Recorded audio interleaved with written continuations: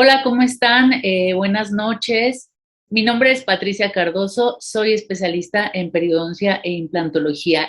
Y bueno, estamos en este segundo episodio, en este segundo capítulo de este programa que se llama En la Mesa con el Especialista. Ya saben, como siempre, tenemos invitados de lujo. Ya los han visto seguramente en diferentes partes, en diferentes lados, o algunos hasta son sus profesores en la escuela.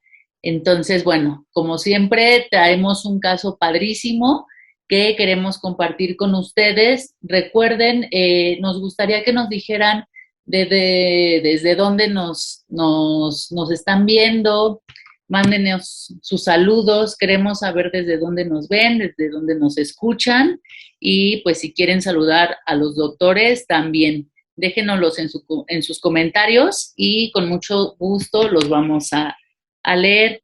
Entonces, bueno, eh, para los que sea la primera vez que nos ven, este programa tiene como objetivo aportar un poquito al área clínica odontológica. Sabemos que por la pandemia nos hemos detenido tanto en nuestras prácticas privadas como pues en las escuelas, ¿no? Entonces la parte clínica se ha detenido bastante.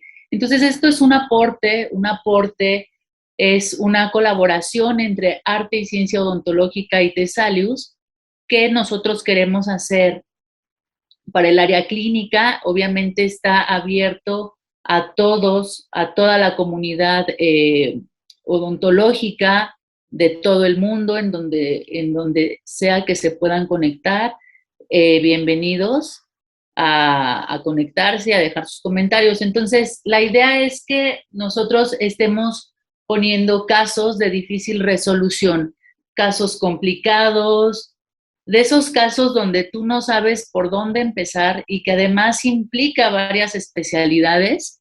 Esos son los casos que vamos a estar viendo aquí.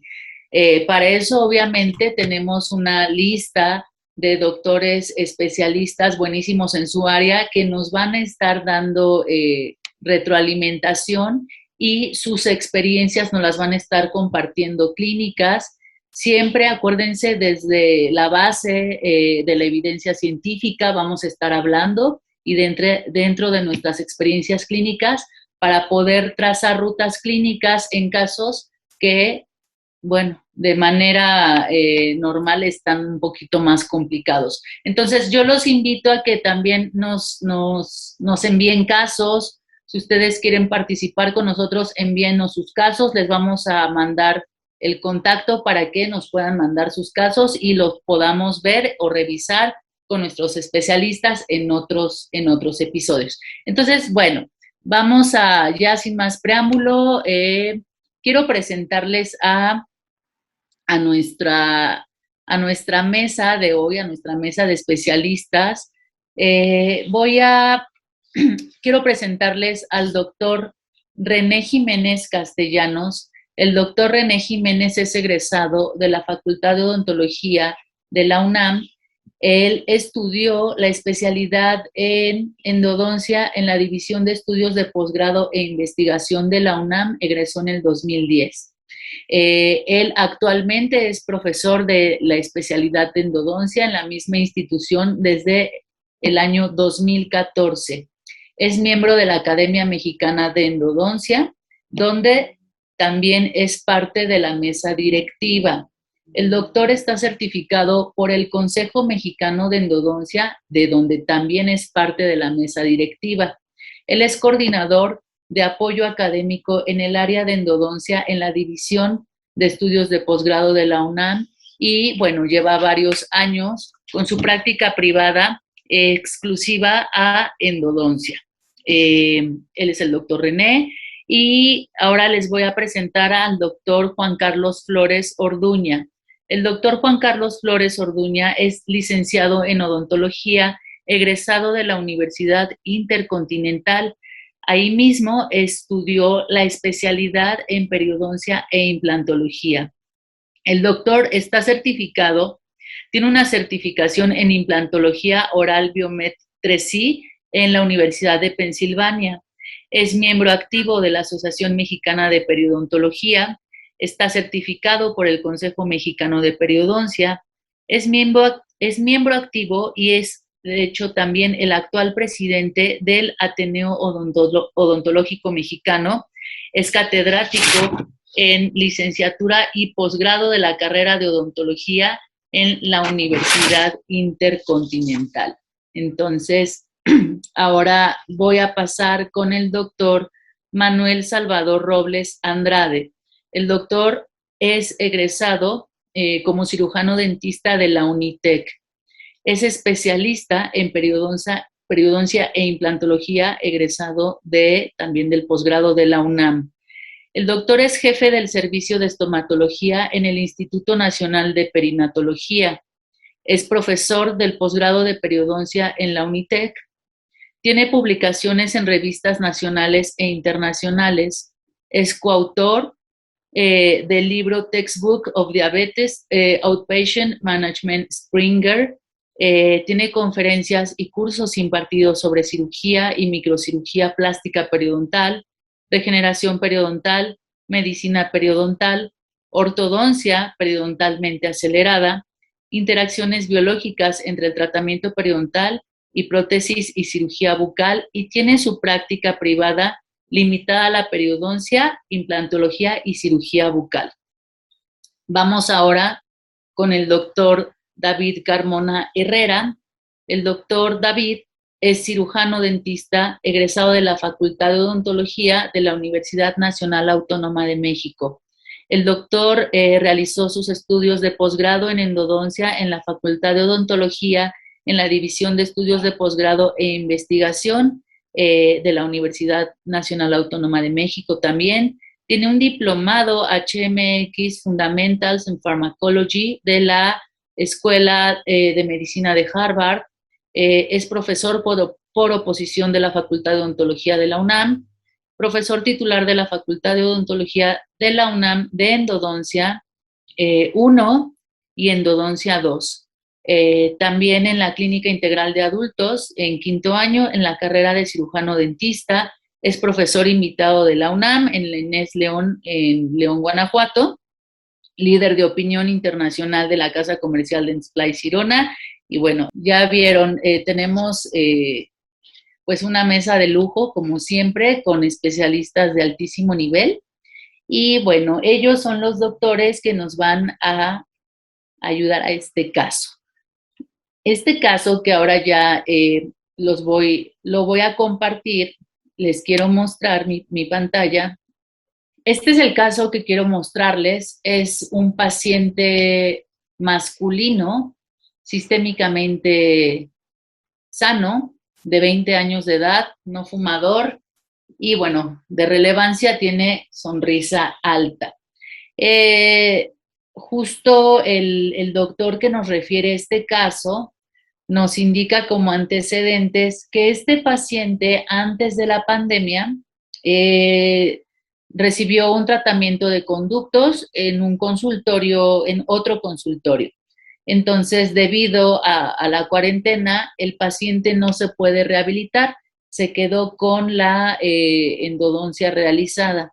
Ahora que ya se están regresando a las actividades, el paciente busca ya rehabilitar este diente. Entonces llega con el doctor que es quien nos refiere este caso. Entonces, el paciente no traía esta recesión. El doctor empieza a desobturar el diente y durante la desobturación del diente se realiza una perforación a esta altura. Como pueden ver, se realiza una perforación y solo fue cuestión de días para que el tejido gingival se retrajera bueno, en estas condiciones, ¿no? Entonces, en días hay problema mucogingival y también tenemos esta perforación. El doctor nos indica que ya había una transportación previa del conducto que él no había observado. Y bueno, esta es la imagen clínica de cómo se encontraba el paciente recién se había hecho la perforación y la recesión gingival. Vamos a ver otra imagen. Tenemos aquí la imagen de la periapical. Entonces, aquí podemos observar el tratamiento de conductos, ¿sí? Varias zonas eh, que nos indican que hay transportaciones. Parece que una hay a esta altura, hay otra a la altura del tercio medio, esta está más como hacia el tercio cervical. Algunos días después, más o menos 15 días después, se le vuelve a tomar fotografías al paciente y el paciente, como ven, está presentando ya una migración de la encía, es decir, esta perforación que está a esta altura, la encía ya está empezando a migrar y de hecho ya cubrió. Al momento, la encía ha cubierto la perforación que se encontraba en esta zona. Perdón, me voy a regresar para que vean. Miren, la perforación estaba totalmente expuesta. Uh-huh. Esto es cuando recién había ocurrido el accidente y esto ya es unos días después. No se ha realizado ningún tratamiento odontológico, no se ha sellado nada, no se ha hecho nada en la encía, absolutamente nada. La encía por sí sola está empezando a migrar, ¿ok? Vamos a ver unos cortes de la tomografía. Vamos a, para que puedan ver, más o menos está a esta altura, ahí se ve la perforación.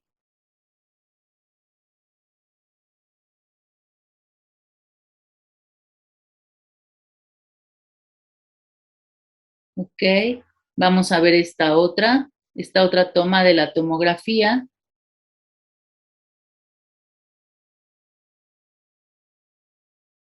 en donde creo que en esta se pueden apreciar bien ambas perforaciones.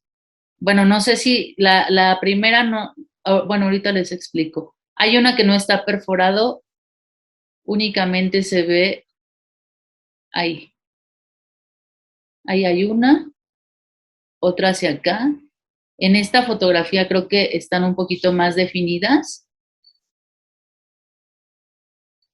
Las dos transportaciones, una sí está con perforación, que es la que está más hacia el tercio medio de la raíz.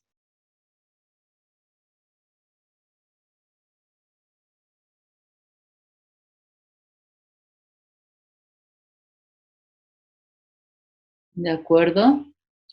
Vamos a ver otra toma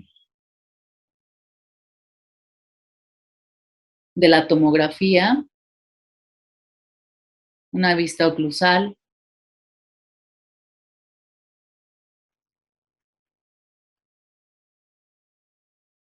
Vamos a ir bajando para que ustedes puedan ver la estructura de la raíz. Y bueno, si tienen ustedes, doctores, necesidad de que les vuelva a pasar alguno de estos videos, nada más me dicen, con todo gusto se los vuelvo a enseñar. Pati, ¿podrías poner otra vez la vista lateral de la tomografía? Sí, a ver, la primerita, ¿verdad? Ujú. ¿Esta? Sí, ¿Este video o este video? no, el donde se ven tres. Ah, ok, ahí vamos.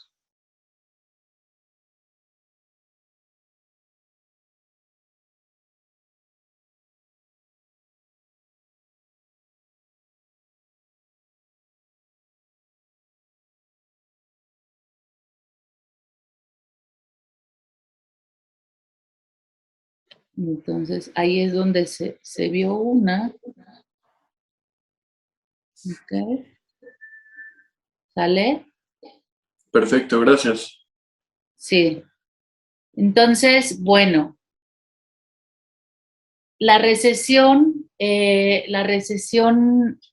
tiene más o menos estas dimensiones, 3 milímetros por 3 milímetros, y pues hace falta tejido queratinizado, ¿no? Entonces aquí es donde surgen las preguntas para nuestros especialistas. Primero quisiera escuchar la opinión de uno de los endodoncistas. Doctor René, ¿Cómo ves este caso? Este tipo de accidentes, ¿qué tan comunes son en la práctica diaria de odontológica? Ok, primero, aquí considerar, hablando un poquito de porcentajes, llega a ser un porcentaje relativamente alto y este va más relacionado al reconocimiento o al conocimiento de la anatomía como tal del órgano dentario. ¿Por qué? Porque cuando nosotros no conocemos la parte interna del diente, cómo fue realizado el tratamiento, etcétera, o las características previas durante el diagnóstico para hacer el tratamiento de conductos, podemos tener ciertas posibilidades o incrementar las posibilidades de desviaciones o de perforaciones. Entonces se puede dar desde inicio del tratamiento, así como subsecuente al tratamiento de endodoncia al querer hacer una restauración o una rehabilitación intraconducto.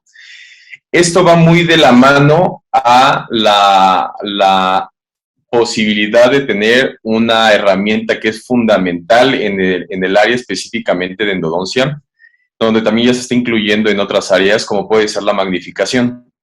¿Por qué?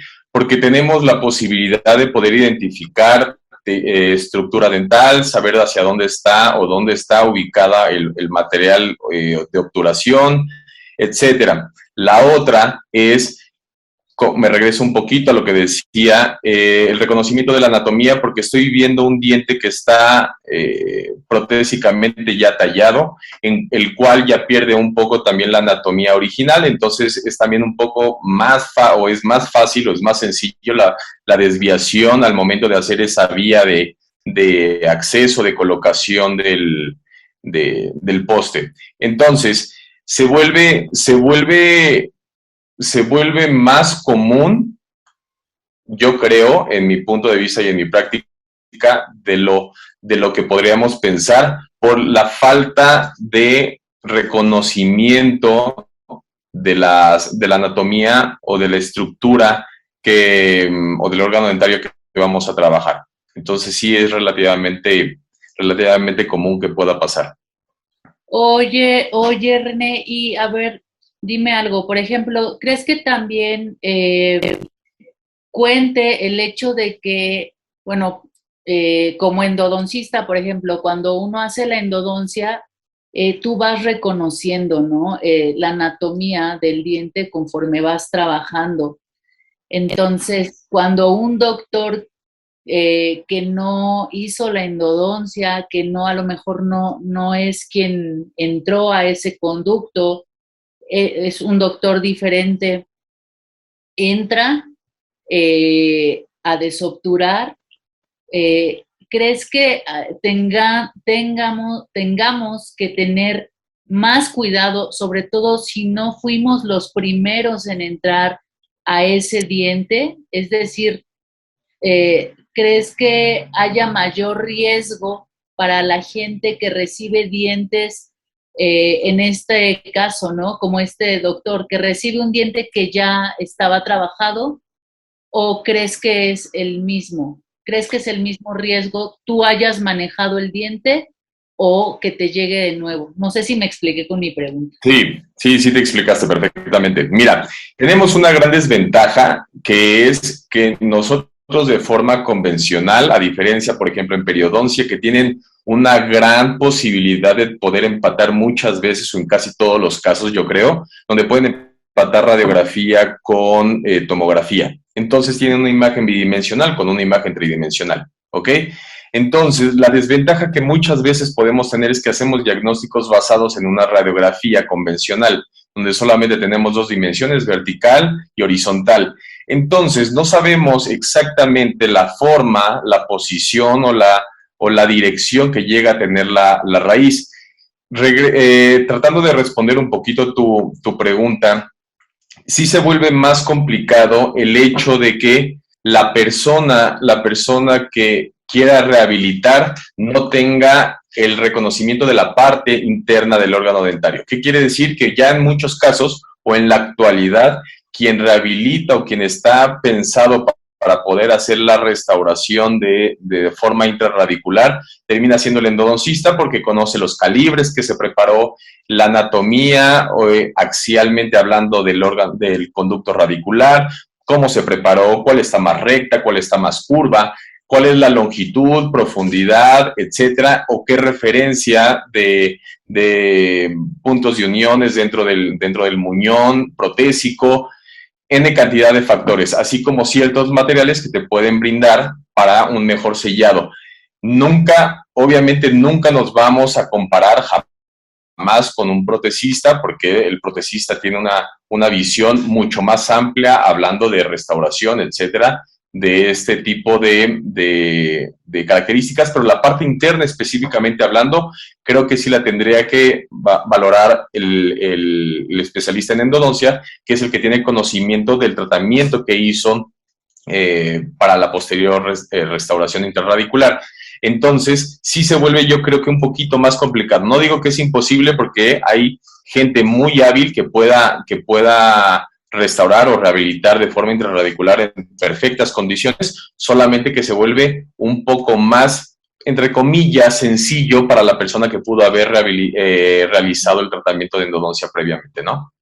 Sí, claro, porque finalmente el endodoncista es quien ya entró, quien ya reconoció la anatomía intrarradicular, ¿no? Entonces, yo lo veo desde este lado. Entonces, bueno, obviamente, sin demeritar, ¿no? A la gente que reconstruye y todo, sí hay que aceptar que el endodoncista tiene un reconocimiento previo de esa raíz, porque es quien entró a hacer el tratamiento.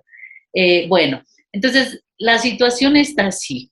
Yo lo que quiero es, ahora sí, preguntarles a todos aquí presentes, también al público que nos está viendo, ¿qué es lo que vamos a hacer con este diente? ¿Qué opinan? ¿Lo dejamos? ¿Lo extraemos? ¿Qué ¿Qué vamos a hacer aquí? A ver, me gustaría escuchar al doctor Salvador. Doctor Salvador, ¿cómo ves este caso? Hola Pati, ¿qué tal? Buenas La- noches. Ujú. Em, pues mira, es un caso complejo desde el punto de vista de toma de decisiones y creo que gran parte de la complejidad va sobre los hombros del endodoncista, que creo que es el fundamental para dar la opinión en cuanto a la tasa de supervivencia de este diente en particular. Pues sabemos que si analizamos todo el caso, o sea, si nos enfocamos meramente en la raíz, que no es mi área de expertise, pero tenemos una perforación. Sabemos que prácticamente con cualquier material podríamos tener una elevada tasa de supervivencia, particularmente con MTA, ¿no? Si únicamente revisamos la literatura con respecto al sellado de perforaciones, la tasa de supervivencia con MTA es alrededor del 80%, que es muy, muy bueno.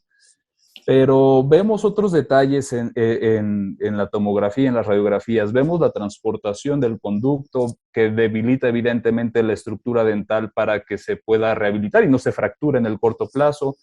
Y por otro lado, a mí me llama la atención la extrusión de algún material, no sé si sea gutapercha o sea cemento, pero para los 2 años que tiene evolución el tratamiento de conductos, podría intuir que es gutapercha. Se alcanza a ver el remanente de una desmineralización en el ápice, en la región periapical, que pues si bien podría ser la resolución misma de la lesión tratada hace 2 años, también podría ser la persistencia de ella o incluso el agrandamiento con un potencial de una evolución, un quiste apical o un quiste inflamatorio, ¿no? Un quiste radicular.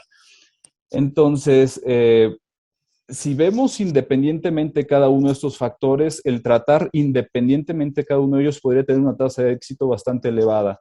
Pero si ya tenemos 3 factores de riesgo, no sé hasta qué punto podrían ser manejados pensando en un buen pronóstico en el largo plazo.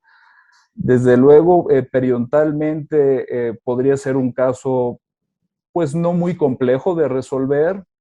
Yo creo que si se resuelve la probable contaminación que ya hay en la perforación, que por eso se llevó a cabo la recesión probablemente, eh, si se llega a resolver todos estos pendientes que tenemos con respecto a las múltiples lesiones que tiene la raíz, la resolución periodontal podría llevarse a cabo con una cobertura radicular con un desplazado coronal y un injerto de tejido conectivo. Entonces, periodontalmente la complejidad es moderada, podríamos tener un muy buen pronóstico para corregir ese defecto. Sin embargo, me gustaría hacer el micrófono a los endodoncistas para que me dieran su perspectiva en cuanto a mantener la raíz y la probabilidad de mantener este diente en el largo plazo. Claro, sí, pues toda la razón. Pues en realidad, como periodoncistas, en realidad en este tipo de casos, pues dependemos mucho del endodoncista, ¿no? Dependemos de cuál vaya a ser el pronóstico de esta raíz, qué tanto se pueda reparar, para que entonces nosotros ya podamos entrar a hacer algún tratamiento de cobertura radicular, que en este caso, Salvador, me dices que no consideras tan complicado, o sea, más bien lo que voy entendiendo es que creo que la complejidad, bueno, nosotros como periodoncistas, como que la sentimos un poquito más cargada hacia el área endodóntica, como una resolución endodóntica en este caso. Sí, me gustaría escuchar ahora a David, el doctor David, otro endodoncista, que nos diga, a ver, doctor David, ¿qué opinas? Ya está preguntando aquí el doctor Salvador, que es perio, ya dice, oye, a ver, ¿qué pasa? ¿Cómo ves, David, cómo ves este caso? Ok, bueno, pues primero que nada, buenas noches, saludarlos a todos con mucho gusto. Varios puntos. Me parece muy bueno este tipo de reuniones porque lo que platicábamos, la idea principal es sensibilizar a la gente, primero que nada, que no hay casos sencillos. De repente estamos muy acostumbrados a entender o escuchar por ahí que, ok, un anterior es fácil, o un central o un lateral me lo aviento de volada. No hay casos sencillos. También muy importante la documentación. Es una manera de crecimiento profesional muy importante. Ahora que vemos, por ejemplo, estas fotografías, pues es increíble, ¿no? Porque en base a esto es solamente como podemos hacer didáctico un caso y que de aquí pueda surgir mucho aprendizaje. En definitiva, es un caso complejo, es un caso que ya tiene varias atenuantes que no favorecen el pronóstico, o al menos a simple vista.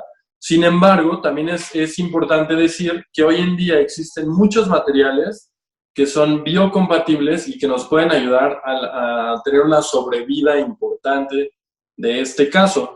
En el estricto sentido del manejo endodóntico, vemos varios factores que ya están pues muy mal. Por ejemplo, vemos a nivel cervical una pequeña desviación. Yo quiero pensar que a lo mejor fue un intento de poste o algún intento de... Aquí, ¿no? Ajá.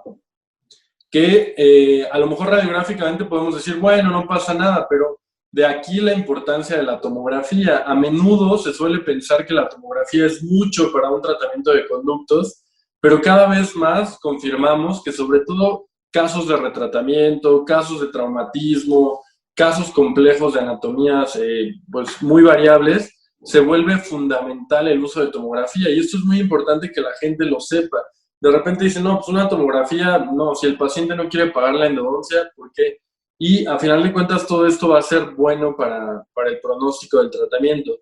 Y en relación al manejo endodóntico, y yo creo que René, bueno, ya me estoy metiendo ahí con la opinión de René, pero coincidimos que endodónticamente es salvable, o sea, podemos hacer un sellado, yo pensaría primero en un sellado vía ortógrada o vía conducto, y muy probablemente se requiera un complemento quirúrgico. Entonces es ahí donde la interdisciplina se vuelve vital, ¿no?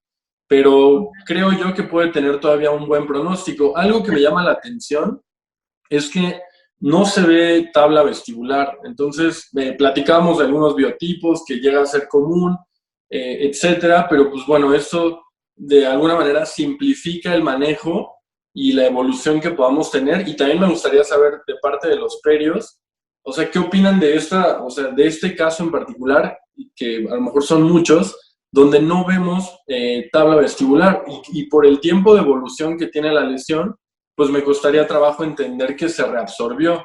Probablemente ya el paciente tenía o muy poca tabla vestibular o es común que no la haya, no sé.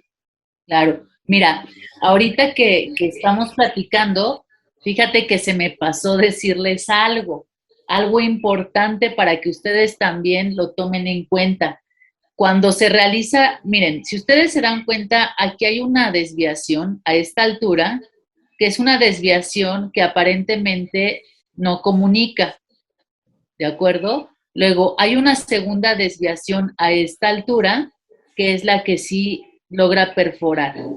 Entonces, cuando se hace esta perforación, sí se cementa un poste de fibra de vidrio. Entonces, es la entrada al conducto, que creo que aquí ya les estamos empezando a sumar pues dificultad. La entrada, no crean que vamos a quitar el provisional y se va a ver la gutapercha, no. Hay un poste de fibra de vidrio que está sellando la entrada a esta perforación, que es esta. Bueno, ahí un poquito más de dificultad. Entonces, bueno, David, dices, se queda el diente, endodónticamente sí le ves posibilidades. Sí, y sobre todo tener en contexto lo que platicamos, que es un paciente de 20 años, que muy probablemente sea pues algo viable intentarlo, y explicarle al paciente que pues no es el mejor escenario, pero se puede intentar. Otra cosa nada más para complementar, sumarme a la postura de René, de la importancia de la magnificación.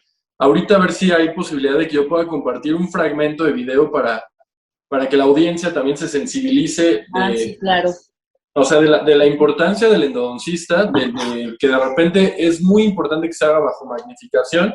Y también mencionar algo, hablaba Salvador ahorita de que se ve un material ahí extruido, y en efecto, y también hacer esa diferenciación, radiográficamente parece, o sea, si yo veo esta radiografía, veo ese microhilo de material y diría, bueno, pues no me preocupa tanto. Pero ya con la tomografía y en las tomas que amablemente nos pusiste ahorita, Patti, vemos que hay una parte donde se ve que es bastante material, y por el tiempo de evolución de la endodoncia, pues ya, mira, ahí creo, del lado izquierdo en la pantalla, se ve, bueno, ahí prácticamente en todas, se ve que es bastante material. Entonces, ahí también para considerar, porque si van 2 años, no se ve todavía como alguna radiolucidez que esté rodeando ese material. Quiere decir que de alguna manera hubo buena aceptación, pero también enfatizar que por ningún motivo es recomendable que se salga material, ¿no? Siempre va a ser el material mucho mejor adentro, incluidos cementos biocerámicos o hidráulicos como Biodentin o como MTA, que tienen buen comportamiento en ligamento periodontal, pero si podemos no extruirlos, es muchísimo mejor. Ok, bueno, muy bien.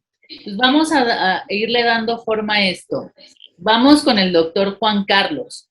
Doctor Juan Carlos, amigo, ¿cómo ves este caso? La pregunta ya es así directa. ¿Qué opinas? ¿Se queda o se va el diente? Tú como periodoncista, ¿qué nos podrías, pues qué podrías opinar en esta situación en cuanto al pronóstico del diente? Hola, Pati, ¿cómo estás? Bueno, pues agradecerte la invitación, ¿no? Y yo muy honrado de participar en estos foros junto con gente tan reconocida como la que estoy. Un poco nervioso, pero bueno, voy a amigo, mi opinión más sincera, ¿no? Estoy muy de acuerdo con Salvador, estoy muy de acuerdo con David también. Sí observo una extrusión de material, sin embargo, creo que no, yo en lo personal no veo un conflicto o alguna complicación a nivel apical. A mí más bien me preocupa la parte, evidentemente, de la que estamos hablando, que es la perforación. Por otro lado, esta recesión del margen gingival, pues prácticamente si nosotros observamos y si vemos la foto clínica, pues es una recesión, y coincido mucho con Salvador, con un buen pronóstico, ¿no? básicamente la extrusión de material que pudo haber habido después de la cementación del poste, ¿no? También creo que haya jugado un papel importante en esta situación, ¿no? La pregunta directa de si el diente se queda, yo en mi opinión también opinaría en que el diente lo pudiéramos mantener, ¿no? Depende mucho esta parte y vuelvo, y no es que tire la bolita, pero vuelvo a la parte endodóntica, ¿no? ¿Cuál es el pronóstico de estos materiales que nos van a ayudar a sellar esta perforación? Porque por otro lado también sabemos que una parte importante en el pronóstico del sellado de una perforación, y voy a hablar en mi muy básico conocimiento en endodoncia, es el tiempo transcurrido entre que se hizo la perforación y entre que se selló, ¿no? Hablando periodontalmente, me atrevería a preguntar, bueno, me atrevería casi a asegurar, veo márgenes, la zona interproximal, yo me atrevería a decir que no hay, que a lo mejor, estrictamente hablando en la papila, la pérdida de inserción que nos da una clasificación de recesión bastante favorable para el resultado final de la cobertura, ¿no? Hoy en día sabemos que hay muchos materiales biocompatibles con tejidos blandos para la adherencia de tejidos blandos, ¿no? También coincido completamente que si lográramos mantener o controlar el sellado de esta perforación, un injerto de tejido conectivo al mismo tiempo con un colgajo posicionado coronal, sería mi mejor indicación, opción, ¿no?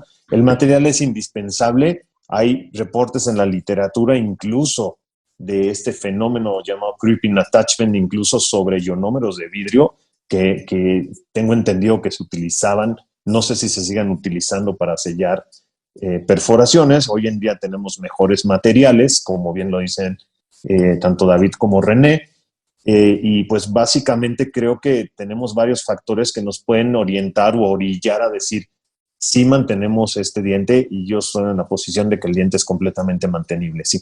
Ok, muy bien. A ver, amigo, dinos, ¿qué es el creeping attachment? Porque acuérdate que habemos muchos que no sabemos. Bueno, yo sí, pero quiero que lo expliques.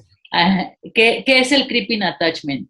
El creeping attachment es fue descrito, ¿no? Bueno, hay autores de hace tiempo, que Goldman y Cohen, es la migración posoperatoria del margen gingival en una dirección coronal, ¿ok? Entonces, estudios de Goldman y Cohen nos muestran que hay esta migración coronal de la inserción epitelial, o en esta cuestión no hace inserción, va a ser adherencia en sentido coronal, ¿no? Esto se basa completamente, y voy a hablar específicamente del material con el cual se está sellando esta perforación.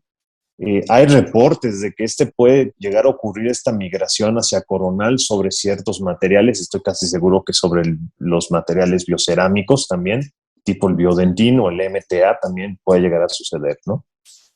Ok, muy bien. Muchas gracias por alumbrarnos con tu conocimiento.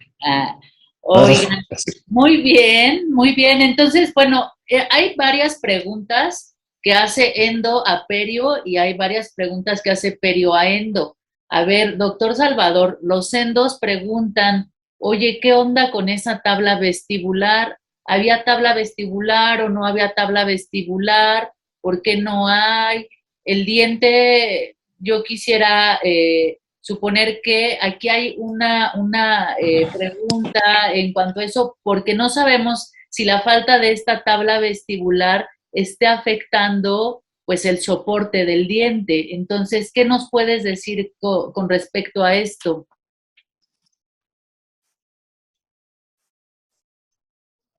Listo. Ok, si había tabla vestibular, es imposible saberlo, ¿no? A menos que tuviéramos una tomografía previa, que no tenemos. La razón por la cual se pudo haber perdido o pudo haber estado ausente es por la naturaleza de las posiciones de las raíces y de los dientes en el segmento anterosuperior. Sabemos y está perfectamente descrito que la cortical vestibular en cerca del 50% de la población es de menos de 0.5 milímetros. Entonces, por un lado, menos de 0.5 milímetros de soporte en la cortical vestibular es sumamente limitado para un desafío bacteriano que pudo haber existido posterior a la perforación si es que estuvo contaminado eso. Que mi hipótesis es que sí lo hubo, porque de lo contrario no me explico por qué la recesión, si no es que hubo un proceso inflamatorio inducido específicamente por bacterias. Así que hay dos cosas aquí. En los cortes tomográficos se observa la ausencia de esa cortical vestibular. Eh, pero también tenemos que mantener en mente que muchas veces en los cortes tomográficos, cuando tenemos menos de 0.5 milímetros de espesor cortical, no se observa en la tomografía. Entonces, clínicamente a lo mejor hay una cortical de 0.3 milímetros y ahí está, simplemente no la vemos en la tomografía, ¿no? Por otro lado, el hecho de no tener la cortical vestibular no afecta en absoluto al pronóstico del diente, particularmente porque tenemos intactas las crestas interproximales, tenemos por completa la cortical hacia el aspecto palatino, y con esto es más que suficiente de soporte periodontal para mantener un diente estable en el largo plazo. Sin duda, uno de los principios en cirugía plástica periodontal, particularmente en las coberturas radiculares, es que compensamos en lugar de regenerar. Ya no nos preocupan cuando tenemos recesiones gingivales el tratar de reconstruir la cortical vestibular como sí preocupaba en los 90, en donde se hacían abordajes mediante membranas e injertos óseos, pero veíamos que ni cubríamos la raíz y por otro lado las ganancias en cuanto a la regeneración eran mínimas, clínicamente insignificantes realmente. Así que no se vuelve en este caso un problema la ausencia, incluso si en efecto, como vemos en la tomografía, no tuviéramos cortical vestibular hasta el ápice, no nos afectaría en lo más mínimo, puesto que podríamos compensar con el injerto de tejido conectivo y el desplazamiento coronal del margen gingival, podríamos compensar esa ausencia de cortical vestibular, lejos de tratar de regenerarla.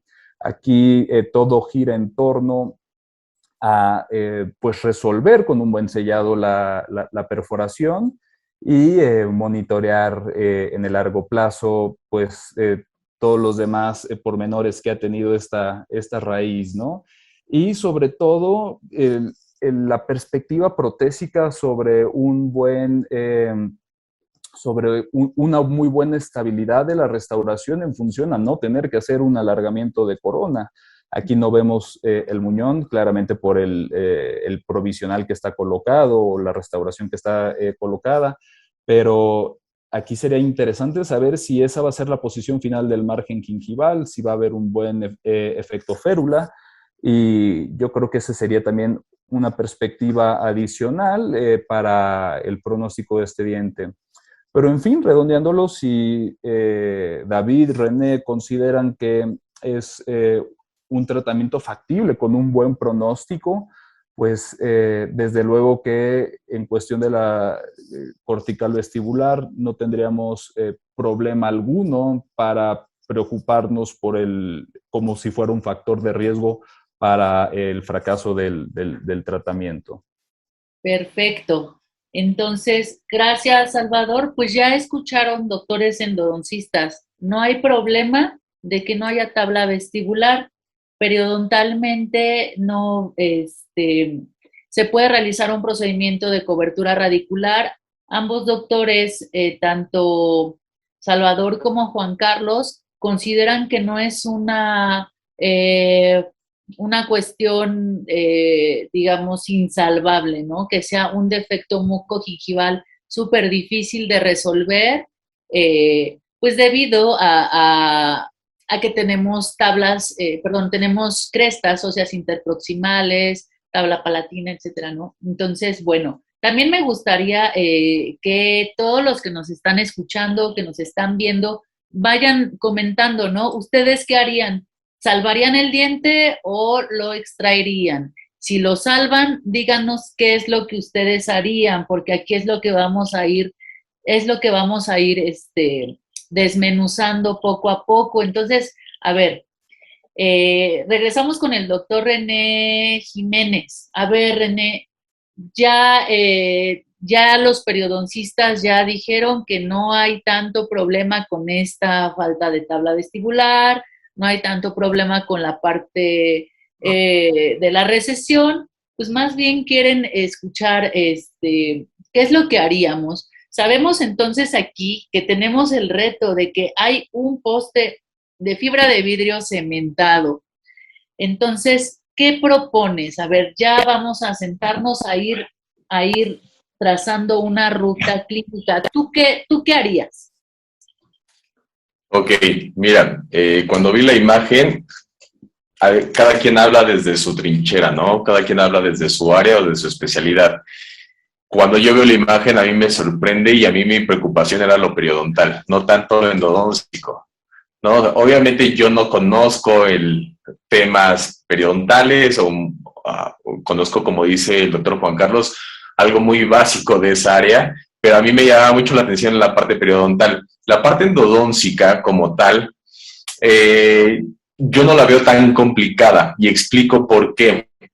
Porque como estaba diciendo también el doctor David, tenemos una herramienta importante que es la magnificación. ¿Por qué? Porque podemos hacer desgastes selectivos específicamente sobre el material, en este caso que está en la desviación o el retiro del poste dentro del conducto. Ahora, hablando de un poquito de los materiales hidráulicos, materiales bioactivos o cementos biocerámicos, como queramos llamarle, antes de hacer eso, tenemos que hacer primero un trabajo ortógrado, o sea, dentro del conducto. Y mi forma, puedo decir la forma en la que yo lo trabajaría o me espero, o cómo lo hago. No, sí.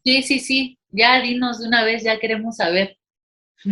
Ok, bueno, te explico cómo yo lo haría. Lo primero que yo tendría que hacer es, con puntas de bajo magnificación, primero valorar la condición también del muñón. Eso es importantísimo para saber en qué condiciones voy a poder trabajar este muñón. Segundo, bajo magnificación utilizaría puntas de ultrasonido, específicamente diamantadas, donde yo podría ir viendo distintas, con la magnificación, tonalidades, los cuales me van a permitir ubicar perfectamente cuál es el poste y cuál es dentina y no debilitar más la estructura, porque como decía el doctor Salvador, tenemos un punto importante que es el efecto férula, y aquí es tratar de preservar la mayor cantidad de estructura dental en los puntos de mayor estrés, donde no comprometamos ese órgano dentario y provoquemos a corto o mediano plazo la fractura del mismo. Entonces, la eliminación de los materiales internos radiculares por medio de ultrasonido. Contemplemos otra cosa, estamos hablando que tenemos una perforación, y esta perforación, hablando de, como ya también tú dijiste, Pati, tenemos una cementación de un poste de fibra de vidrio, la cual está contaminada en la parte apical del poste, o donde está la perforación, por lo tanto no voy a tener una adhesión en esa zona del poste, en esa parte. ¿Qué quiere decir? Que voy a tener filtración de sangre hacia el conducto, hacia la gutapercha, como a la interfaz entre el poste y la dentina. Entonces, mi objetivo principal sería ubicar y empezar a eliminar ese punto de unión del poste intrarradicular, del poste de fibra de vidrio, prácticamente tercio cervical, tercio medio del mismo poste, porque la parte apical sé que va a estar prácticamente suelta por la falta de unión. Entonces, cuando eso se hace con puntas de ultrasonido, tenemos distintas distintas marcas dentro del mercado en el área de endodoncia, como puede ser la de Kerr, la de NSK, las de Health Ultrasonic, etc. En mi práctica privada también hay que utilizar también todos los elementos o las herramientas que podamos tener al alcance para cada uno de los casos. No todos los casos son iguales y no todos se resuelven de la misma forma. También yo utilizo puntas donde está el inserto de endodoncia L11 o L12, que también es de NSK, donde la misma punta que utilizamos nosotros para activar o para localizar algún conducto, etcétera, que tiene forma de, o es prácticamente el cuerpo de una lima de endodoncia. Podemos utilizarla, precurvarla, doblarla y hacerle muchas maniobras para poder desgastar zonas muy específicas de un calibre muy pequeñito. Entonces, eso a nosotros nos ayuda para poder tener un mejor desgaste y un mejor desempeño en la parte interna del conducto. Ya cuando se haya retirado el poste, o no sé si son 2 postes o es un poste y otro material o un tipo de resina, la que está en la primera desviación, aquí también tendríamos que valorar la condición de la gutapercha que se encuentra en la parte apical. Si probablemente no tenemos una lesión apical en este momento, podemos estar en una opción potencial de que se pueda formar si no tratamos la parte apical. No lo sé, tendríamos que valorarlo en la parte con el microscopio, estar revisando cómo se encuentra esa gutapercha y poder hacer una valoración, si hacer una repetición del tratamiento independiente de que no haya una lesión y donde ese material esté completamente siendo biotolerado. Si hacemos una repetición, también aumentamos el pronóstico de poder considerar que la parte interna está en perfectas condiciones. Ahora, ya eliminamos el material de la gutapercha, si es que se necesita repetir el tratamiento de conductos, etcétera, y lo que hacemos es ya tener el conducto seco y ahora sí empezar a trabajar lo que sería la perforación. Hablando un poquito, por ejemplo, de lo que decía el doctor Salvador, con la aceptación del cuerpo relacionado a los materiales bioactivos, como puede ser el biodentino, el MTA, específicamente en estos casos no sería tan conveniente en mi punto de vista, y explico por qué. Porque tenemos materiales bioactivos que pueden ser, que tienen un mejor pronóstico cuando están dentro de cierto número de paredes. En este caso, va a quedar expuesto a los fluidos, en este caso creviculares, donde puede tener una disolución este mismo material. Otra cosa muy importante que debe de tener un material para poder hacer un sellado en estas condiciones específicas, los artículos más recientes reportan que el factor independiente del material es el alto pulido que pueda tener este. ¿Por qué? Porque lo que nosotros necesitamos es generar una adaptación perfecta del material sobre la superficie, en este caso de la perforación o la circunferencia de la lesión, así como no generar ningún tipo de zonas erosivas o que puedan generar irritación o procesos inflamatorios sobre el tejido que va a descansar sobre ese material. El material es fundamental. En este caso se necesita un alto pulido para que pueda tener una mejor adaptación y se pueda lograr, en casos como este específicamente, una unión epitelio, en este caso como un epitelio larga. La diferencia de este caso versus otros casos donde puede estar la perforación en la parte del tercio medio, en la parte apical, no necesariamente tiene que haber un alto pulido porque ese material va a ser perfectamente encerrado o incluido dentro de las paredes del hueso, donde va a estar, donde no va a tener presencia de ciertos factores externos, como si en este caso en particular. Entonces, aquí lo que yo propondría es lo siguiente: se hace la eliminación de la restauración intraradicular, como pueden ser los postes o la resina y el poste que está en la zona de la perforación. Se hace la repetición del tratamiento, se seca perfectamente la parte interna y la forma aquí que yo trabajaría la que sería la perforación es un aislamiento, como dice el doctor Fran Abela, hacer un levantamiento de colgajo, hacer un aislamiento por arriba de la perforación para poder tener un mejor control de la humedad en esa zona y hacer aquí, en este caso, normalmente yo lo trabajaría como lo decía el doctor David. En este caso lo trabajaría la forma inversa y explico por qué. Porque lo que yo necesito es tener un control del material que no me vaya a contactar para nada la superficie o si la superficie radicular. Al momento de hacer una retracción, por ejemplo, con grapas de retracción higiénica, etcétera, puedo tener una mejor observación de la zona.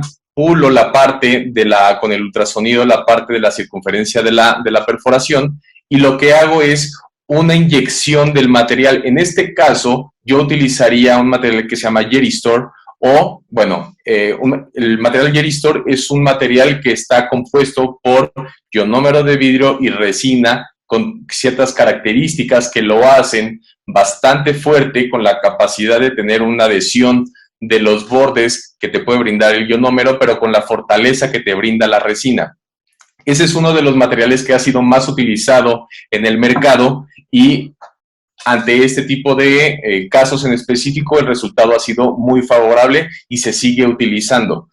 En la actualidad también se están haciendo estudios relacionados al Equiaforte y se está utilizando también otro material que es la resina nanohíbrida con esa característica específica donde la partícula es mucho más pequeña, como la Surefil, que puede tener Dentsply, que la adaptación es mucho mejor, donde el pulido también ya no se tiene que buscar tanto. Entonces, estas características son fundamentales y donde yo trabajaría de forma inversa es inyectar desde la parte externa el tipo de material, en este caso sería el Geristor, y colocando en la parte interna, porque también tendríamos que ver cómo está el muñón, yo colocaría en la parte interna el poste adecuado a este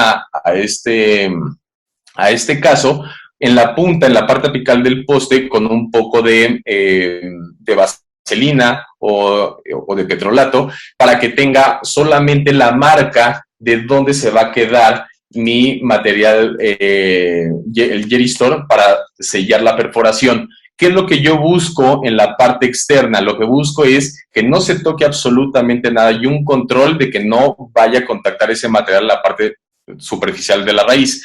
Entonces, si yo lo hago desde la parte interna hacia la parte externa, corro el riesgo de que tenga una extrusión. Aquí lo más importante, y los artículos también reportan, el abultamiento de material genera algún tipo de defecto en la reparación o en la regeneración de los tejidos periodontales. Entonces, lo que buscamos es ese alto pulido y mantenerlo lo más liso posible, adaptando correctamente el material. ¿Cómo se logra ese pulido? Se puede tener unas fresas de alto pulido que son de aro blanco, si no mal recuerdo, de diamante troncocónica, para lograr esa textura muy fina. O se puede utilizar, por ejemplo, yo he utilizado el kit de pulido Kenda, que también tiene puntas, y ustedes o nosotros también lo podemos adaptar esas puntas al grado de conseguir solamente el contacto en la zona que yo quiero trabajar. En la parte interna del conducto, yo tengo la posibilidad de utilizar algún póster que esté, como ya le comenté, adaptado correctamente al conducto radicular, y ya puedo hacer la restauración interradicular con la reconstrucción del muñón, etcétera. A mi punto de vista, como yo les decía antes, no me generaba tanto problema ver la parte de adentro, sino me estresaba mucho la parte externa, porque a mí sí me impacta ver eso y qué va a pasar, lo estético, etcétera, ¿no? Cada quien habla desde su área, pero así es como yo lo trabajaría este caso, Pati. Ok, muy bien. No, pues un buen de información súper importante. Nos diste muchos tips y todo, bueno, para pues los que están escuchando, bueno, yo creo que ojalá que hayan anotado. Yo estoy aquí apuntando todo lo que estás diciendo. Oye, entonces, a ver, para tener claro, primero se quitaría el poste de fibra de vidrio con un microscopio y con puntas de ultrasonido. Ese sería el paso 1. Sí. Posteriormente sería el sellado de la perforación con este material especial que nos cuentas, que se llama Geristor. Sí, pero primero sería la valoración de la parte apical, si hay que hacer un retratamiento. Es verdad. Entonces, en dado caso de que haya que hacer un retratamiento, ¿lo haces antes o después del sellado antes de la perforación? Antes. Ok, antes. Y hasta el último, el sellado de la perforación y, bueno, el alto pulido que nos comentas, que se puede hacer con diferentes tipos de fresas y de puntas, ¿no? Y de puntas. Okay. Sí. Y esto lo vas a hacer con un colgajo abierto. Todo este procedimiento lo haces en una sola sentada, pues, ¿haces todo esto? Sí, la parte interna, o sea, la la repetición del tratamiento, etcétera, tendríamos que valorarlo después de haber quitado, por ejemplo, el poste de fibra de vidrio. No necesariamente tiene que ser con apertura de colgajo ni nada por el estilo. Cuando yo vaya viendo la condición de la gutapercha en la parte apical, sí consideraría poder hacer una elevación de ese tejido para que no exista sangre, etcétera, o algún fluido que se me pueda contaminar al momento de hacer mi obturación. Y aquí podríamos valorar cuál es el primer paso, o si se sella primero la perforación, o si se hace la parte interna. Pero eso ya lo tendríamos que ver directamente. Yo creería que tendríamos que trabajar la parte apical, limpiar, desinfectar, obturar, tener el colgajo abierto para que no haya ningún tipo de filtración de humedad, y poder hacer un sellado de la perforación, colocando el poste para que deje la marca de dónde yo voy a colocar el poste, sin tener que invadir espacio del mismo poste y que me cueste más trabajo eliminar el material que vaya a fluir desde la parte externa hacia la parte interna. Después hacer, ya todos ustedes sabrán, el protocolo de cementación, alcohol, silano, etcétera, etcétera, etcétera, pero esta es la forma en la que yo trabajaría. Perfecto. No, bueno, increíble, ¿eh? Increíble. A ver, vamos a ver. Entonces, ya aquí tenemos ya una ruta. Empezaría un endodoncista haciendo todo este procedimiento. A ver, doctor David, ¿qué nos puedes comentar? ¿Tú cómo abordarías el caso? ¿Hay algunas coincidencias con el doctor René o lo harías de manera distinta? También nos querías enseñar un video, ¿no? Sí. Sí, bueno, lo que dice René es muy interesante, por eso este tipo de foros son increíblemente útiles. La postura que él tiene mucho sentido. Yo sinceramente lo había pensado al revés, hacerlo primero vía ortógrada y complementarlo con un procedimiento quirúrgico. Lo que sí coincido es la importancia de la adaptación y el pulido del material. O sea, eso es vital y eso es muchísimo, muy importante. Y la otra que creo yo que también es muy importante, y ya poniéndonos así como muy específicos, es saber, bueno, si es posible, que muchas veces no lo es, con qué se perforó, porque también dependiendo del diámetro, digo, ahí la foto es muy buena y ayuda bastante, pero también sería muy bueno saber con qué se perforó. El diámetro de lo que se haya hecho en la perforación, pues también va a influir directamente en el procedimiento. Entonces, no sé, Pati, si tú tengas por ahí ese dato, o sea, de saber si fue con una Gates. No sabemos con qué se perforó el diente, no lo sabemos. Bueno, generalmente un error frecuente es cometer con una Gates o una Piso, que se usan a veces de manera indistinta y algunos clínicos no diferencian, o más bien tampoco son conscientes de los calibres. Recordar que una Gates empieza desde un calibre 50 y una Piso desde un calibre 70. Y si por ahí fue una 2 o 3, pues ahí vamos sacando cuentas. Entonces sí, definitivamente creo que a lo mejor se cambia un poquito el orden, pero ese sería el proceso. Un sellado de forma quirúrgica y también un sellado vía ortógrada para evitar que el conducto sea fuente de contaminación. Ok, a ver, entonces, por ejemplo, ¿ustedes con qué desobturan? ¿Sí con estas fresas o qué forma de desobturación recomiendan? Yo en lo particular, Pati, utilizo un método, a lo mejor no sé si esté mal o no, pero yo utilizo un sistema de obturación que se llama onda continua.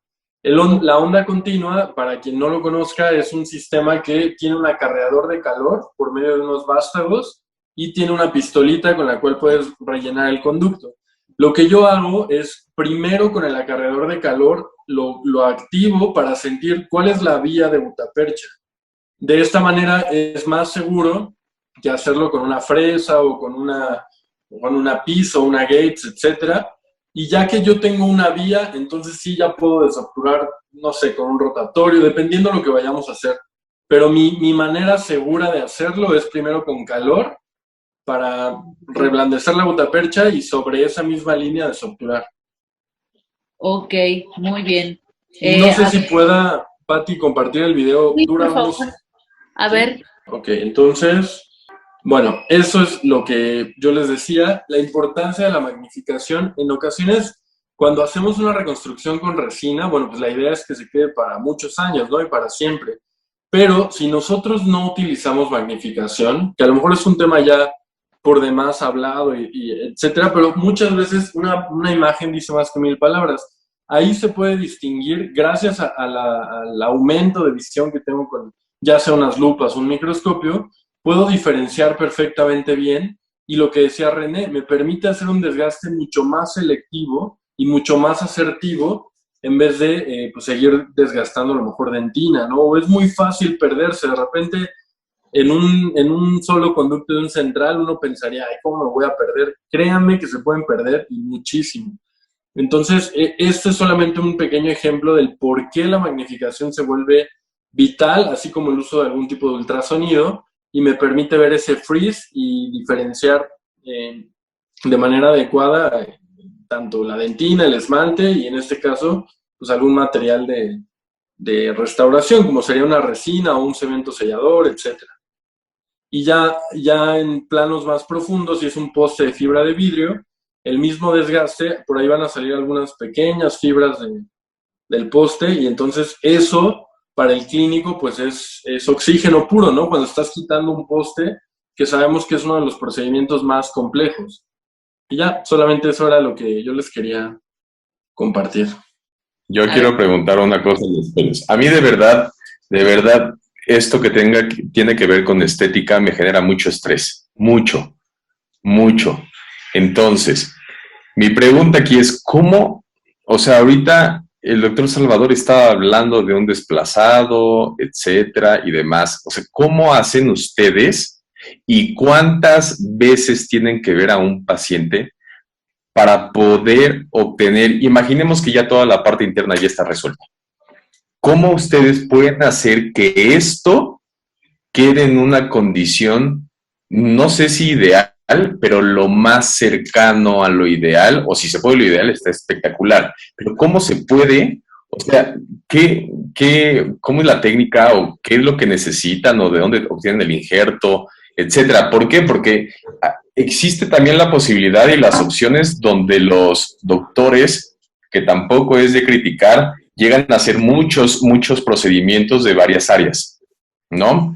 Entonces, sí es bueno saber que las técnicas que utiliza, por ejemplo, el especialista, como son ustedes, puede dar un pronóstico muchísimo más alto, y el tiempo que también le tienen que decir al paciente para obtener un resultado idóneo, ¿no? O sea, no sé si es 1, 2, 3 o en una cirugía queda, o no sé, si nos pudieran ayudar, porque la verdad yo sí estoy muy estresado de la parte estética. Básicamente, bueno, no sé si puedo intervenir, René, ¿sí me escuchan? Sí, te escuchamos. Sí, claro. Creo que es importante aquí desde un principio saber la clasificación de la recesión, ¿no? Tenemos una recesión que desde las primeras clasificaciones, hablábamos de Sullivan y Atkins hace tiempo, ¿no? La recesión que tenemos aquí es una recesión estrecha, ¿no? Si es una recesión que llega a la unión mucogingival, convirtiendo en una recesión, como comentaba al principio, con un pronóstico bueno, ¿no? Aquí un punto fundamental es la cresta ósea interproximal que tenemos, ¿no? Como bien decía Salvador, la cresta ósea interproximal está intacta, ¿no?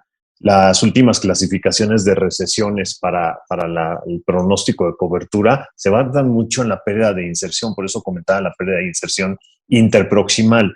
Esto nada más nos demuestra que prácticamente la inserción interproximal está intacta, que hay cresta ósea intacta interproximal.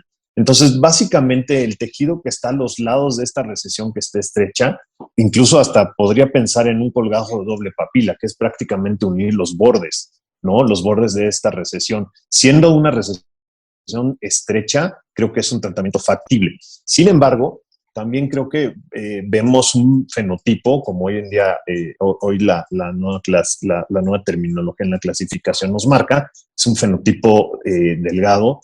También creería en la importancia del engrosar el tejido blando en esa zona, ¿no? Esta parte es una técnica sensible, definitivamente es una técnica sensible más al ser un biotipo delgado, porque es muy fácil que al tratar de hacer un colgajo a grosor parcial podemos llegar a perforar el tejido y con esto complicar o comprometer el resultado final de nuestro procedimiento quirúrgico, ¿no? Entonces, no sé si Salvador opine lo mismo, pero pues básicamente esa sería mi idea. Sí, en efecto, Juan, opino lo mismo que tú. Yo me iría en estos casos de alta estética y respondiendo a lo que pues las inquietudes de René, ¿no? Que estamos, como bien dice, cada uno asombrado de si se puede resolver la parte endodóntica de nuestra parte y la periodontal desde su punto de vista, ¿no?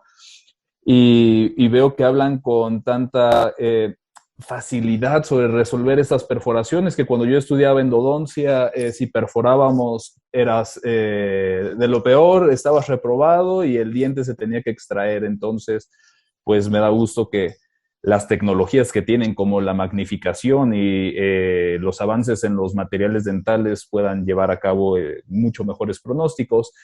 En este caso, periodontalmente hablando, en efecto, y describiendo un poco la técnica quirúrgica que yo emplearía para los que no estén familiarizados, pues el desplazado coronal, que es una de las técnicas básicas de coberturas radiculares y de las que ha sido descrita desde hace varias décadas, pues consiste en traspolar el tamaño de la recesión hacia las papilas anatómicas, que es lo que ustedes perciben ahí en la fotografía, y a partir de las dimensiones de esa recesión apicocoronalmente, que era aproximadamente de 3 milímetros, medir 4 milímetros de la punta de la papila a la base de la papila para trazar dos incisiones horizontales, las cuales conformarán el inicio de las papilas quirúrgicas que se conectarán con dos liberatrices que tienen que sobrepasar la línea mucogingival.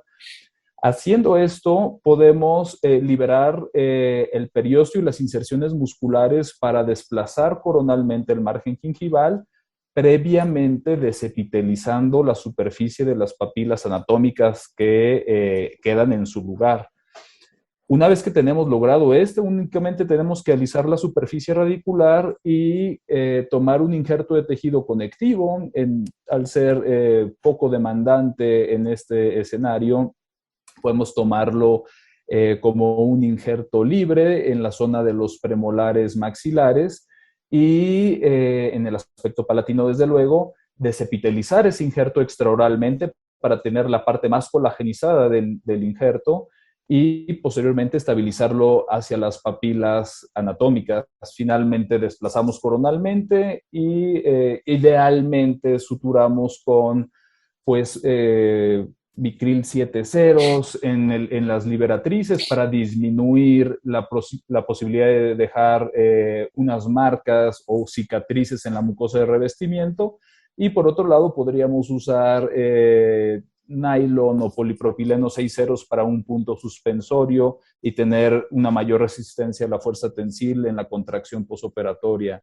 Acá lo interesante en la interdisciplina, ya que estamos todos discutiendo estrechamente respecto al caso, sería, yo pensaba que el abordaje endodóntico era intraconducto nada más, pero ya que se abre la posibilidad de cubrir la perforación por medio de un procedimiento quirúrgico, sería interesante ver la posibilidad de hacer todo en una sola sesión. Es decir, preparar como si estuviéramos haciendo una cobertura radicular, permitir que el endodoncista hiciera el tratamiento de la perforación en ese medio y finalmente colocar el injerto de tejido conectivo y desplazar coronalmente. ¿Eso lo ven viable? Totalmente. Sí, definitivo, sí. Y justo iba a sugerir lo mismo, un solo procedimiento para resolver los dos. Súper, pues ya está súper, la verdad está muy bien. ¿Quieren? Ahorita creo que ya tenemos súper bien trazado, prácticamente bajo las opiniones de todos, casi que este caso se estaría resolviendo en un solo procedimiento. en donde se abordaría la parte endodóntica y la parte quirúrgica probablemente durante la misma cita. Entonces, la verdad es que me gusta la conclusión a la que vamos. No sé si quieran hacerse más preguntas entre ustedes, perios, endos, si hay más preguntas de los endos hacia los periodoncistas o al revés. No, pues más bien ya me quedé picado con el caso. Si me invitan a ver cómo queda, Claro, mucho mejor. Igual. Vamos a darle seguimiento a este caso y más adelante les vamos a enseñar qué es lo que sucedió, cuál fue la ruta que se tomó y pues cómo quedó, ¿no? Entonces, la verdad es que tal vez no se tarde uno mucho en resolver este caso, ya que pues estamos definiendo más o menos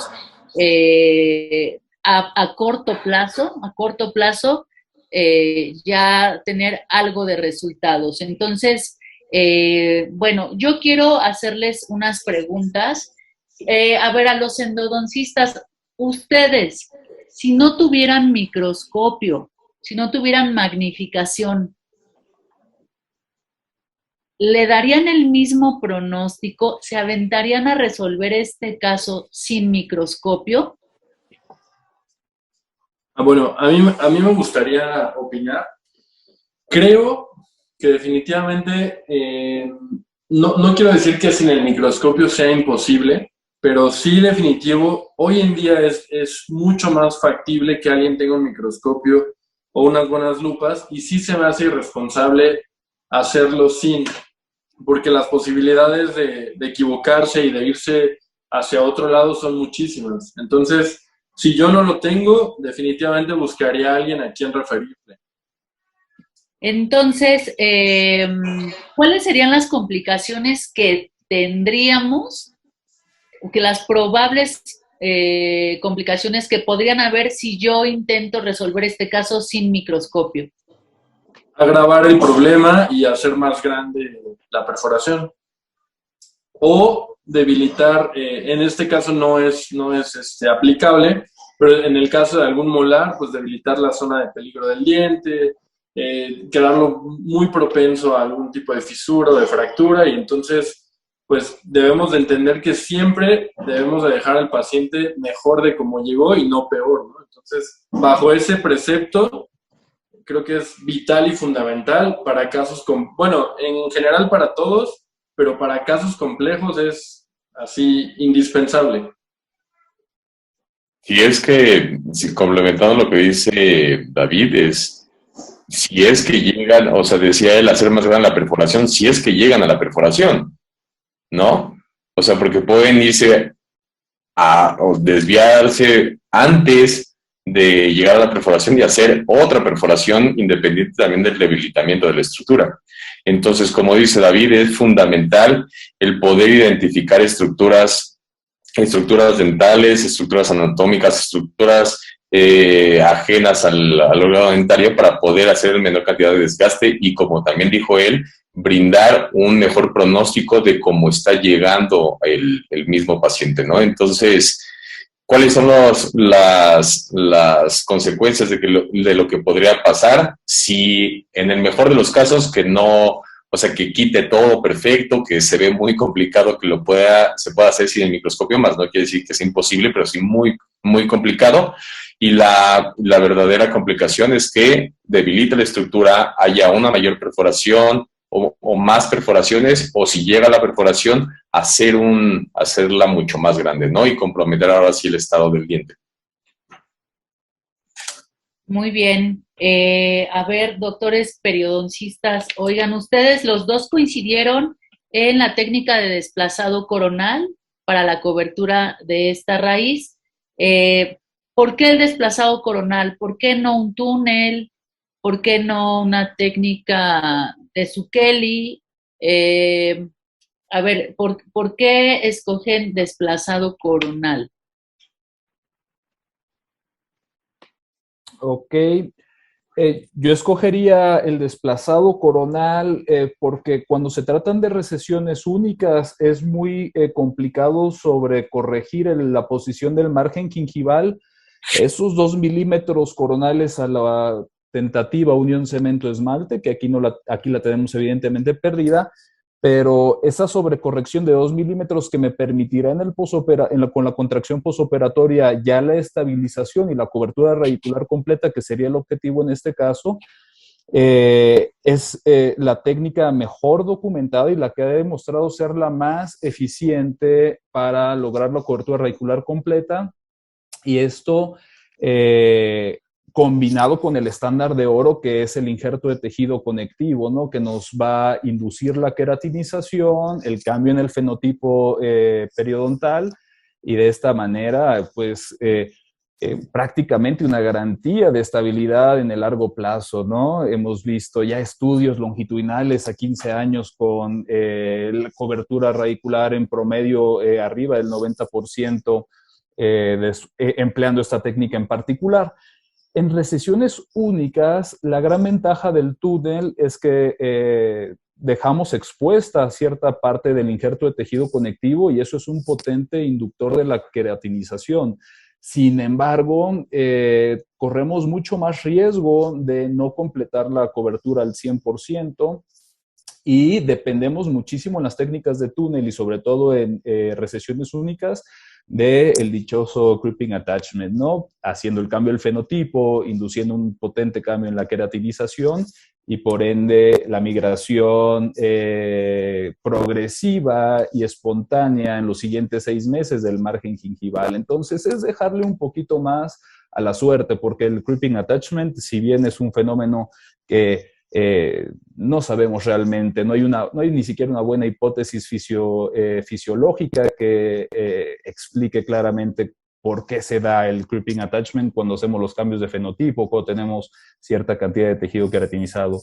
Y una es Zucchelli, pese a que esa siempre es mi técnica de elección en múltiples, en únicas volvemos a lo mismo. Al ser solo un diente se vuelve muy, muy complicado llevar a cabo un sobre y desplazar y sobrecorregir la posición del margen gingival. Entonces, aunque son técnicas que no tienen liberatrices, tanto el túnel como el sobre que describió Zucchelli, terminan siendo sumamente traumáticas en las recesiones únicas debido a que las incisiones periósticas y las incisiones musculares son mucho más profundas que cuando hacemos un par de liberatrices que son perfectamente controladas, ¿no? Paradójicamente, en recesiones múltiples es mucho más eficiente un túnel o un sobre que emplear 2 liberatrices. Se lo atribuyen al aporte vascular, pero pues vamos, sí se pueden distinguir muy bien los resultados en cuanto a una recesión única contra las múltiples en cuanto a la selección de las técnicas. Juan, no sé, ¿tú qué opinas al respecto? Perdón, es que veía que estaba levantando la mano René. A ver, René, ¿quieres hacer alguna pregunta? Y quería hacer una pregunta, pero primero que termine Juan de complementar lo que decía el doctor Salvador.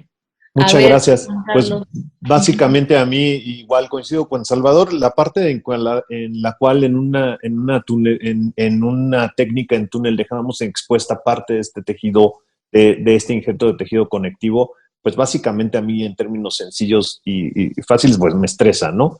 Me estresa esta parte y me tranquiliza un poco más tener cubierto con medio de un colgajo posicionado coronal la parte del injerto de tejido conectivo que tengo fijado al periósteo abajo, ¿no? Básicamente es eso. ¿Por qué elegir el colgajo posicionado coronal sobre un túnel, ¿no? Gracias. Bien. René, ¿qué es lo que nos querías preguntar? No, yo les digo, me considero totalmente ausente de conocimiento en esta área, pero me llama mucho la atención, o sea, ustedes, todas estas maniobras o estas técnicas que están utilizando o que se pueden utilizar, ¿qué repercusión tiene ese tejido eritematoso que se encuentra alrededor de la perforación? influye, te quita, se deja, ¿qué hacen con ese tejido? ¿O tratan de buscar que desinflame antes, o no importa y entran o actúan directamente sobre esa zona? Es mucho más específicamente. Y, por ejemplo, hablando un poco de la fotografía que puso Patti al inicio, que es esta, a la actual, donde hay una pequeña migración de la encía, donde ya tanto el tejido eritematoso, ¿cuál es la postura de ustedes? Si o sea, si dejan pasar unos días, le dan como cierta técnica de cepillado, o qué es. A ver, ok. ¿Qué es lo que ustedes hacen o cómo manejan eso? Ajá, ahí, que ya es menor. Te digo algo, yo creo mucho en esta parte, en el manejo de tejidos eritematosos, definitivamente van a complicar el procedimiento, ¿no? Sabemos hoy en día que operar una encía inflamada y eso lo hemos vivido todos, ¿no? Operar una encía con signos clínicos de inflamación se vuelve un procedimiento más sucio, es un procedimiento con algo de sangrado, sobre todo el tejido es muy friable. Entonces sí corremos el riesgo pues de dañar el colgajo que nosotros vamos a posicionar coronalmente. Esta imagen, que es, si no me equivoco, es la segunda, que es tiempo después, ¿no? Se ve menos eritematoso el tejido, pero pues básicamente sí tratar de hacer que podamos bajar lo eritematoso de esta zona mediante el uso de clorexidina previa al procedimiento, alguna terapia periodontal de soporte o algo que nos pueda asegurar un tejido un poco más firme en esa zona. Ok. Yo quiero participar un poquito como perio. Fíjate que la cuestión de la inflamación, en este caso, recordemos que aquí hay una perforación abajo de esta zona que está inflamada. Yo creo que una vez que la perforación esté sellada y esté, como platicábamos, ¿no? Si se va a hacer al alto pulido, yo creo que la inflamación va a disminuir solamente por sellar y dejar perfectamente pulida la zona. Yo creo que ese primer procedimiento disminuiría el tejido. Por ejemplo, yo creo que yo me esperaría a otro procedimiento posterior para poder realizar un procedimiento de cobertura radicular. Es decir, yo esperaría a que esté pulido, esté sellado, porque creo que eso va a ayudar a disminuir la inflamación en el sitio. David, ¿quieres comentarnos algo? Sí, bueno, ya que estamos en la hora de las preguntas, yo creo que puede ser una duda recurrente para alguien del público. A ustedes como perios, digo, aprovechando que tenemos aquí 3 grandes perios, ¿qué les genera o qué preocupación tendrían el hecho de que, por ejemplo, nosotros en el afán de generar un alto pulido, o qué recomendación nos darían para evitar algún calentamiento o algo que pueda dañar aún más el ligamento periodontal o la potencial inserción que va a tener el tejido sobre esa zona? Y eso, para evitarlo. Y la otra, o sea, suponiendo que el foramen apical o la misma perforación de este caso estuviera hacia la parte vestibular, que no hay una cortical, en el caso de una extrusión de hipoclorito de sodio, ¿qué implicaciones podría tener o qué repercusiones podría tener? Y si esto podría ser todavía más complejo que en una situación normal. Juan Carlos. Sí, yo creo que sí se vuelve un tema complejo, ¿no? El que haya alguna infiltración de hipoclorito, digo, es un tema evidente, ¿no? ¿Qué recomendaciones? Pues básicamente simplemente la irrigación constante y tratar de mantener la zona lo más detoxificada posible, ¿no? Tener cuidado con los materiales que se vayan a utilizar para tratar la perforación. pero pues básicamente los cuidados mínimos hacia el tejido, al ligamento periodontal circundante sería la irrigación constante en el momento del alto pulido y asegurarnos que no queden cuerpos extraños después de esto, ¿no? Pues prácticamente es eso, realmente no hay mayor cuestión que pudiera yo recomendar para tener mayor cuidado. No sé si tú coincidas conmigo, Pati. Fíjate que a mí lo que me gusta hacer en estos casos es poder como aislar el sitio, aislar el tejido. Ponemos unas gasas estériles, digamos como las recortamos, y entonces esas las ponemos entre el tejido y la estructura dental, de modo tal que podamos tener aislado de sangre el sitio, pero también los materiales que están trabajando, digamos, el resto de material que va a quedar porque se está puliendo, los materiales que estén trabajando no alcancen los tejidos blandos. Justo esta es la razón por la que yo me iría a un segundo procedimiento quirúrgico, porque la manipulación durante este primer procedimiento creo que puede interferir en la cicatrización de un injerto. Entre menos manipulado esté el sitio que vas a injertar, entre menos manipules cuando vas a hacer mucogingival, yo he visto que hay mejores resultados. Entonces, creo que yo me iría a eso, ¿no? Sobre todo porque hay que aislar, no sabemos si va a quedar algún material, hay que irrigar, etcétera. Yo me esperaría a un segundo procedimiento y haría les digo, yo lo que hago es aislar con gasas el sitio todo alrededor para que ni la sangre pase hacia donde se está operando, pero tampoco los tejidos, pero tampoco el material, el excedente de material con el que se está trabajando pase hacia los tejidos periodontales, ¿no? Digo, a modo de barrera. A modo de barrera, es lo que yo propondría. Doctor Salvador, preguntan qué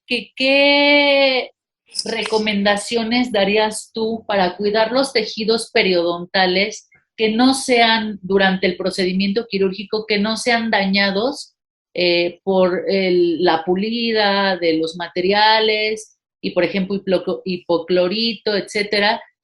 Quirúrgicamente, ¿tú qué precauciones tomas para que estos materiales no invadan y terminen afectando los tejidos periodontales?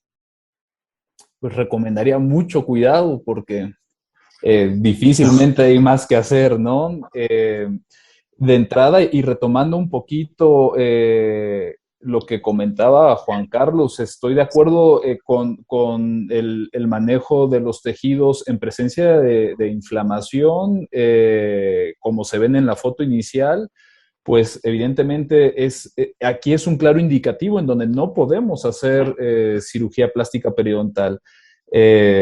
Sería destinarnos al fracaso, puesto a que la labilidad de los tejidos nos llevaría seguramente a desgarrar, a comprometer el aporte vascular de un sitio ya inflamado y ya deteriorado. Entonces difícilmente tendríamos un buen pronóstico técnicamente hablando y biológicamente hablando, desde luego.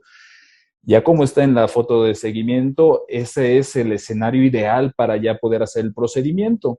Y si se tiene que irrigar con hipoclorito durante el procedimiento quirúrgico, bueno, ahí cambiaría mucho mi perspectiva, puesto a que una gota de hipoclorito es suficiente para que pueda inducir un cambio necrótico en un tejido tan pobremente vascularizado como el margen gingival que estamos viendo aquí, ¿no? Entonces, si no se pudiera aislar con dique de hule, que difícilmente, o no sé si existan técnicas que puedan aislar tan profundamente, pues lo ideal sería a lo mejor resolverlo en dos escenarios, ¿no? Pero si no hay hipoclorito y las demás materiales que se van a colocar, evidentemente al ser biocompatibles, no creo que tuviéramos que tener algún cuidado en particular, más que la protección del colgajo y nada más, ¿no? Con una gasa húmeda quizás. Incluso a mí, yo también, bueno, esta parte me llamó la atención de que proponía René en el plan de tratamiento, el aislamiento absoluto de esa zona, ¿no? Yo me uno a la duda, ¿cómo sería? ¿Cuál? No sé si yo también hablo dentro de mi gran ignorancia endodóntica, que mediante una grapa especial, aislamiento relativo, no sé cómo poder aislar hasta tan apical, ¿no? René, ¿nos quieres contestar cómo se haría esto? Digo, porque a mí lo que se me ocurre es eso, ¿no? Como perio, gasas estériles en todo el sitio, cuidando la parte del tejido blando, pero ¿existe una grapa especial o cómo aíslan ustedes estos casos?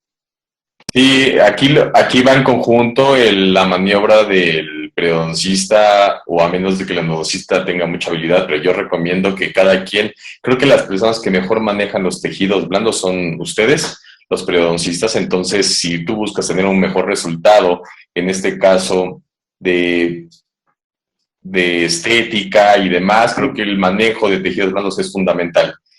Se hace un colgajo, hay unas grapas que son de la marca Hygienic, son muy parecidas a las de endodoncia, pero tienen ciertas características donde no traen aletas, no tienen, donde se toman de distinta forma, y se llaman retractivas o retráctiles porque hacen que el tejido, específicamente hablando como donde es algo mucho más profundo, necesitas tener menos presencia de estructura metálica. Con eso puedes aislar hasta el hueso o hasta la parte que tú necesites, con tal de no lastimar los tejidos blandos. Pero sí, se puede sin ningún problema. Súper bien. Oigan, pues vamos cerrando ya. David, creo que tenías una pregunta. ¿Estabas levantando la mano, doctor David? No, era nada más en lo que pregunté y lo que decía del hipoclorito, o sea, era como un caso hipotético, no tanto que el procedimiento quirúrgico se fuera a llevar con hipoclorito, sino que la falta de cortical, o sea, esa era una pregunta así como que se me ocurrió, que la falta de cortical ante una extrusión de hipoclorito sí complicaba aún más un escenario que de por sí ya es complejo, ¿no? Pero con todo lo que me dijeron, me queda claro que sí es muy complicado. Muy bien. Yo quiero hacer una pregunta. Salvador, nos platicabas que tú usarías una sutura 7 ceros. Yo te quería preguntar, ¿tú también utilizas magnificación, utilizas microscopio para operar? No, yo no uso microscopio. Uso lupas en ciertos procedimientos. El microscopio, las veces que lo he intentado usar para suturar colgajos amplios, y amplio me refiero desde este colgajo, ¿no? En donde tengo un par de liberatrices, me pierdo. Me parece que es bastante complicado y, para serles muy honestos, termino viendo por debajo del microscopio, ¿no?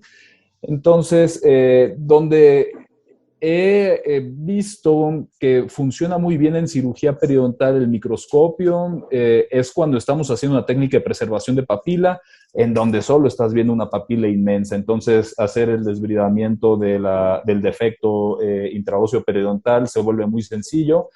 Y básicamente en esos casos es donde uso magnificación, que realmente se considera de un abordaje microquirúrgico. En mi caso no con microscopio, pero sí con unas lupas de 4 aumentos y medio.